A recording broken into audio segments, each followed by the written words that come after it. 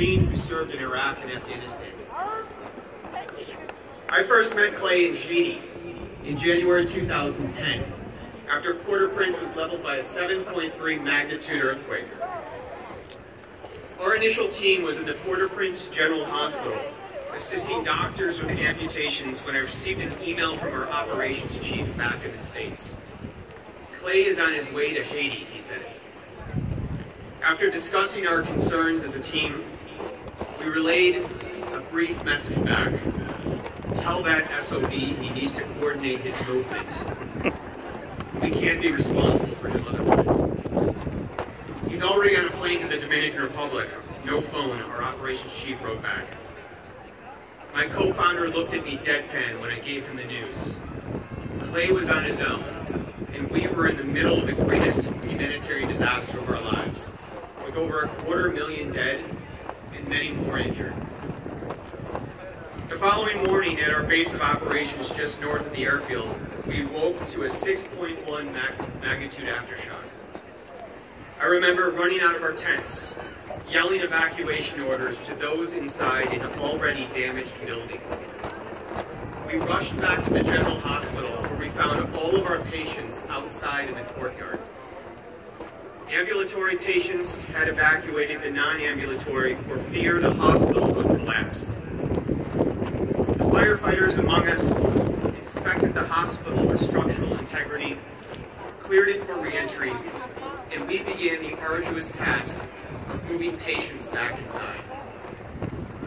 At some point in this madness, Clay Hunt pulled up in a taxi. He didn't speak Creole. He didn't know exactly where we were. He simply read online that Team Rubicon was operating out of some hospital in Port-au-Prince.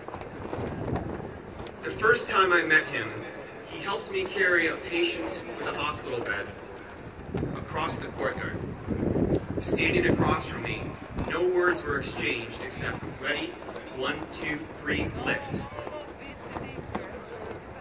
That night, while we tried to kill a bottle of Jose Cuervo Especial that our ER doctor packed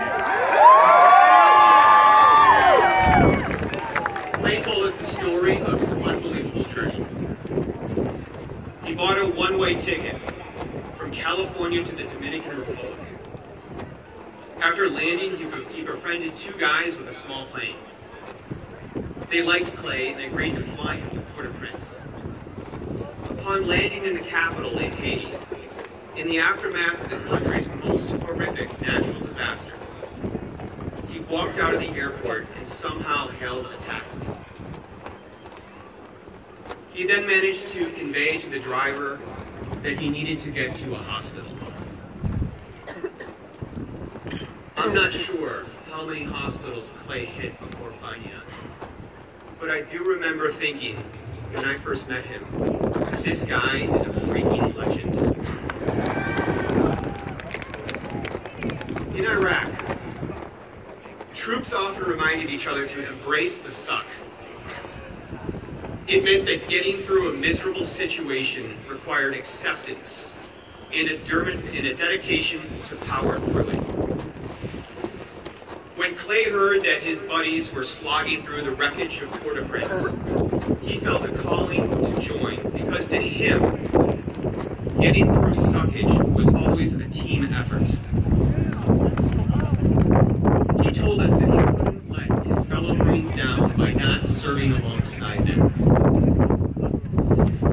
Haiti made us realize that veterans are damn good at disaster response. Teamwork, decisive leadership, risk mitigation, emergency medicine. These are all skills paramount to an effective response, and veterans have earned these skills in some of the most dangerous and challenging environments in the world. Quite frankly, Port-au-Prince looked just like Fallujah. The sights, sounds, and smells of disaster zones are eerily similar to combat zones. However, this time, we showed up with gauze and goodwill, not guns and grenades.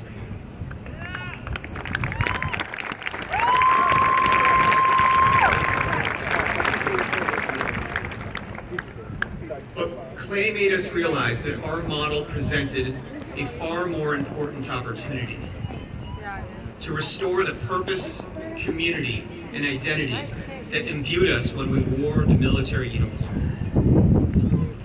Team Rubicon is what it is today because of Clay. After leaving the military, many of us struggle profoundly to reconcile the traumas of war with the task of resuming normalcy as civilians. 14 months after we left Haiti, we received a devastating call.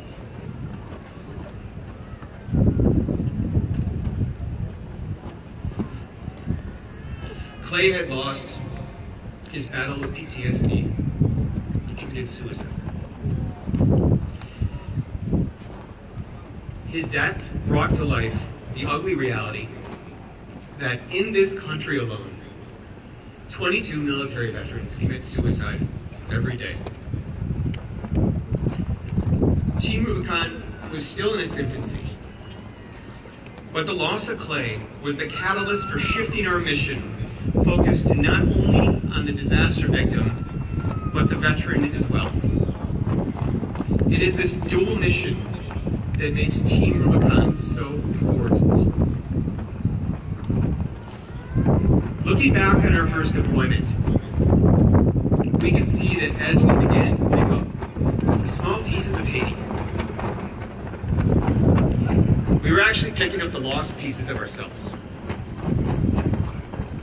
Haiti rejuvenated the core parts of who we are as veterans, a community dedicated to a cause larger than self. Team Rubicon has since resonated with tens of thousands of veterans around the world who, despite differences in language and culture, now stand ready to serve in times of disaster. Clay's legacy was to remind us that friends never let friends deal with terrible things alone.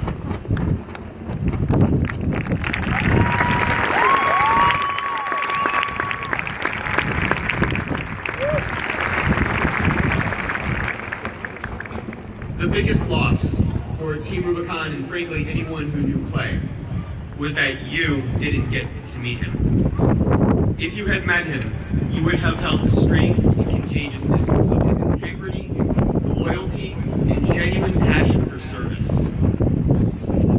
While I can't undo his loss, I am committed to making his legacy a lasting one. Speaking with you here today is an important opportunity for all of us to reflect upon what matters most. Staying true to ourselves and the people we love. As you graduate and move on to the next stages of your lives, you will face challenges and adversity. There will be times in which you might feel alone or not like yourselves. And in those times, I encourage all of you to remember these lessons we took from Haiti and from Clay about why embracing the suck is something people must do together. Communities may seem to evolve and drift apart with time, but when our worlds get shaken and when we are forced to examine the foundations of who we are, we will always see the community that raised us first. Nothing can break the camaraderie that arises from shared misery, and camaraderie is what will see you through. So show up for one another.